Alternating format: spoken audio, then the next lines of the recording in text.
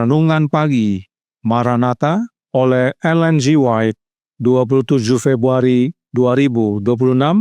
Mari kita berdoa.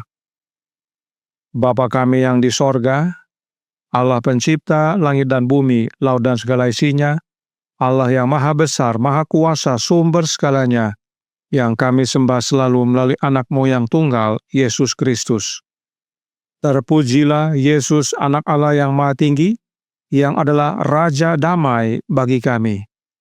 Pada pagi hari ini kami bersyukur boleh bangun dan berbakti, dan sebagaimana membaca dan mendengarkan nasihat firman-Mu, kiranya ini menjadi sukacita bagi kami semua, sebab penglihatan yang Engkau berikan kepada para nabi itu pasti terjadi. Beserta kami sepanjang perbaktian ini kehendak-Mu yang jadi, ampun kami akan dosa dan salah, karena kami berdoa hanya dalam nama Anak Allah yang tunggal, Yesus Kristus, yang adalah Tuhan dan Juru Selamat kami. Amin. Renungan hari ini akan dibacakan oleh Ibu Patricia Pangaila. Kepada Ibu Patris, kami persilahkan. Terima kasih. Shalom dan selamat pagi untuk kita semua dimanapun kita berada. Pembacaan renungan pagi kita pada hari ini, tanggal 27 Februari 2026 dengan judul Penglihatan itu Pasti. Ayat inti diambil dari Habakuk 2 ayat 3. Sebab penglihatan itu masih menanti saatnya, tetapi ia bersegera menuju kesudahannya dengan tidak menipu. Apabila berlambat-lambat, nantikanlah itu, sebab itu sungguh-sungguh akan datang dan tidak akan bertangguh. Iman yang menguatkan Habakuk dan semua orang kudus serta benar pada masa ujian yang berat adalah iman yang sama yang menopang umat Allah hari ini. Dalam jam-jam tergelap di bawah keadaan yang paling menakutkan, orang Kristen yang percaya dapat meneguhkan jiwanya pada sumber segala terang dan kuasa. Hari demi hari, melalui iman kepada Allah, harapan dan keberaniannya dapat diperbarui. Dalam pelayanan kepada Allah, tidak perlu ada keputusasaan, tidak ada keraguan-raguan, tidak ada ketakutan. Tuhan akan lebih dari memenuhi harapan tertinggi mereka yang menaruh percaya kepadanya. Ia akan memberikan hikmat sesuai dengan kebutuhan mereka yang beragam.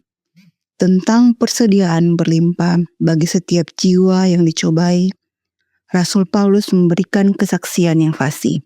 Kepadanya diberikan jaminan ilahi, cukuplah kasih karyaku bagimu, sebab justru dalam kelemahanlah kuasaku menjadi sempurna. Dengan rasa syukur dan penuh keyakinan, hamba Allah yang diuji itu menjawab, sebab itu terlebih suka aku bermegah dalam kelemahanku, supaya kuasa Kristus turun menaungi aku. Karena itu aku senang dan rela di dalam kelemahan, di dalam siksaan, di dalam kesukaran, di dalam penganiayaan, dan kesesakan oleh karena Kristus. Sebab jika aku lemah, maka aku kuat. 2 Korintus 12 ayat 9-10. Kita harus memelihara dan mengembangkan iman yang disaksikan para nabi dan rasul. Iman yang berpegang pada janji-janji Allah dan menantikan pembebasan pada waktu dan cara yang ditetapkannya. Firman nubuat yang pasti akan mencapai penggenapan terakhirnya dalam kedatangan mulia Tuhan dan Juru Selamat kita Yesus Kristus sebagai Raja segala Raja dan Tuhan segala Tuan. Masa penantian mungkin terasa panjang, jiwa mungkin tertindas oleh keadaan yang mengecilkan hati.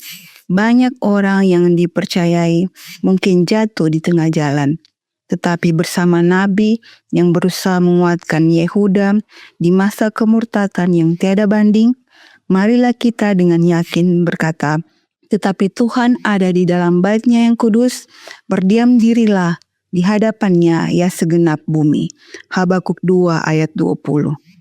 Marilah kita selalu mengingat pesan yang menghibur, sebab penglihatan itu masih menanti saatnya, tetapi ia bersegera menuju kesudahannya dengan tidak menipu. Apabila berlambat-lambat, nantikanlah itu, sebab itu sungguh-sungguh akan datang dan tidak akan bertangguh. Orang yang benar itu akan hidup oleh percayanya. Habakuk 2 ayat 3-4. Demikianlah pembacaan renungan pagi kita. Tuhan Yesus memberkati. Terima kasih atas penata layanan Ibu Patricia. Tuhan Yesus memberkati. Selamat pagi saudaraku dalam Tuhan. Kerajaan Yehuda yang makmur sepanjang zaman Raja Hizkia kembali direndahkan selama tahun-tahun pemerintahan Manasye yang jahat. Raja Manasye memimpin bangsa Yehuda untuk sembah berhala. Bahkan Alkitab berkata dalam 2 Tawarikh 33 ayat 9 yang berbunyi, "Tetapi Manasye menyesatkan Yehuda dan penduduk Yerusalem, sehingga mereka melakukan yang jahat lebih daripada bangsa-bangsa yang telah dipunahkan Tuhan dari depan orang Israel." Namun Allah tidak tinggal diam. Ia mengutus nabi-nabinya untuk tegur Yehuda agar bertobat. Tetapi Paulus menuliskan dalam Ibrani 11 ayat 36-38. Ada pula yang diejek dan didera, bahkan yang dibelenggu dan dipenjarakan. Mereka dilempari, digergaji, dibunuh dengan pedang. Mereka mengembara dengan berpakaian kulit domba dan kulit kambing sambil menderita kekurangan, kesesakan, dan siksaan. Dunia ini tidak layak bagi mereka. Mereka mengembara di padang gurun dan di pegunungan, dalam gua-gua dan celah-celah gunung. Hamba-hamba Allah yang diutus untuk tegur Yehuda dan panggil Yehuda untuk bertobat, dianiaya dan dibunuh. Itu sebabnya dalam 2 Raja-Raja 21 ayat 11 dikatakan tentang Manasye, ia berbuat jahat lebih daripada segala yang telah dilakukan oleh orang Amori yang mendahului dia. Namun demikian, dengan setia para nabi itu melanjutkan amaran dan nasihat mereka. Dengan tidak takut mereka berbicara kepada Manasye dan kepada rakyatnya. Itu sebabnya saat Habakuk melihat semuanya itu, berkatalah ia dalam Habakuk 1 ayat 2-4. "Berapa lama lagi, Tuhan, aku berteriak, tetapi tidak kau dengar. Aku berseru kepadamu penindasan, tetapi tidak kau tolong. Mengapa engkau memperlihatkan kepadaku kejahatan, sehingga aku memandang keleliman? Ya, aniaya dan kekerasan ada di depan mataku, perbantahan dan pertikaian terjadi. Itulah sebabnya hukum kehilangan kekuatannya, dan tidak pernah muncul keadilan, sebab orang fasik mengepung orang benar. Itulah sebabnya keadilan muncul terbalik." Allah pun menjawab Habakuk dengan penglihatan, namun penglihatan itu ada waktunya untuk digenapi. Karenanya Allah perintahkan Habakuk untuk menuliskan penglihatan tersebut. Itulah yang ayat inti renungan pagi hari ini nyatakan dalam Habakuk 2 ayat 2 dan 3. "Lalu Tuhan menjawab aku demikian, tuliskanlah penglihatan itu dan ukirkanlah itu pada loh-loh, supaya orang sambil lalu dapat membacanya. Sebab penglihatan itu masih menanti saatnya, tetapi ia bersegera menuju kesudahannya dengan tidak menipu. Apabila berlambat-lambat, nantikanlah itu, sebab itu sungguh-sungguh akan datang dan tidak akan bertangguh." Dan dalam ayat 4 dikatakan, "Tetapi orang yang benar itu hidup oleh percaya." Itu sebabnya renungan pagi hari ini berkata dalam Maranatha, halaman 66 paragraf 2. Iman yang menguatkan Habakuk dan semua orang kudus serta benar pada masa ujian yang berat adalah iman yang sama yang menopang umat Allah hari ini. Dalam jam-jam tergelap, di bawah keadaan yang paling menakutkan, orang Kristen yang percaya dapat meneguhkan jiwanya pada sumber segala terang dan kuasa. Hari demi hari, melalui iman kepada Allah, harapan dan keberaniannya dapat diperbaharui. Dalam pelayanan kepada Allah, tidak perlu ada keputusasaan, tidak ada keraguan-raguan, tidak ada ketakutan. Tuhan akan lebih dari memenuhi harapan tertinggi mereka yang menaruh percaya kepadanya. Dan pada tahun 1842, saat Charles Fitch membuat bagan nubuatan berdasarkan kitab Daniel dan Wahyu, banyak yang percaya bahwa bagan itu adalah kegenapan dari nubuatan Nabi Habakuk. Bahkan itulah sebabnya terjadi kekecewaan besar, sebab mereka mengira Yesus datang kedua kali pada tanggal 22 Oktober 1844. Namun ternyata tidak, terjadi penundaan. Karenanya Roh Nubuat berkata dalam The Great Controversy halaman 392 paragraf 2. Oleh sebab itu katakanlah kepada mereka, beginilah firman Tuhan Allah, aku akan menghentikan sindiran ini, dan orang tidak akan mengucapkannya lagi di tanah Israel. Sebaliknya katakanlah kepada mereka, waktunya sudah dekat, dan tiap penglihatan akan jadi. Sebab tidak akan ada lagi penglihatan yang menipu, ataupun tenungan yang menyesatkan di tengah-tengah kaum Israel.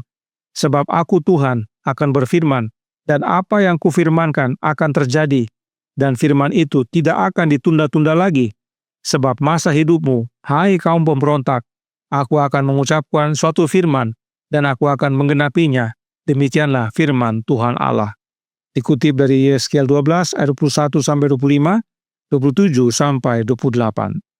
Karenanya, renungan pagi hari ini ingatkan kita semua dalam Maranatha halaman 66 paragraf 3. Kita harus memelihara dan mengembangkan iman yang disaksikan para nabi dan rasul, iman yang berpegang pada janji-janji Allah dan menantikan pembebasan pada waktu dan cara yang ditetapkannya. Firman nubuat yang pasti akan mencapai penggenapan terakhirnya dalam kedatangan mulia Tuhan dan Juru Selamat kita, Yesus Kristus, sebagai Raja segala Raja dan Tuhan atas segala Tuhan. Masa penantian mungkin terasa panjang, jiwa mungkin tertindas oleh keadaan yang mengecilkan hati.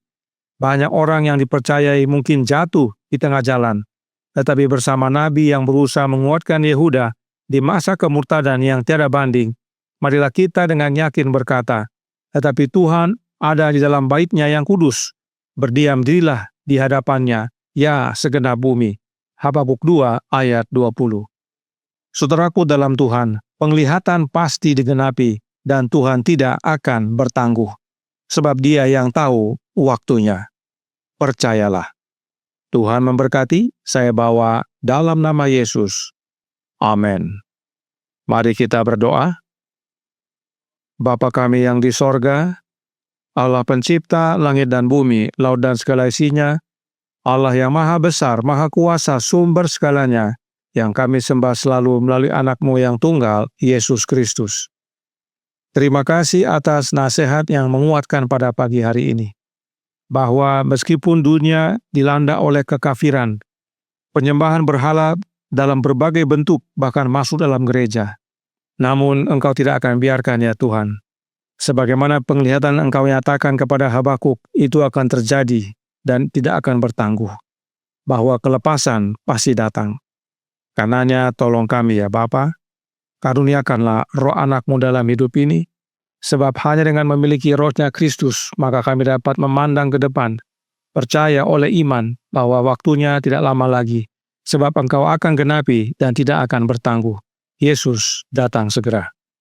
Beserta kami sepanjang hari ini kehendak-Mu yang jadi, ampun kami akan dosa dan salah, karena kami berdoa hanya dalam nama Anak Allah yang tunggal, Yesus Kristus, yang adalah Tuhan dan Juru Selamat kami. Amin.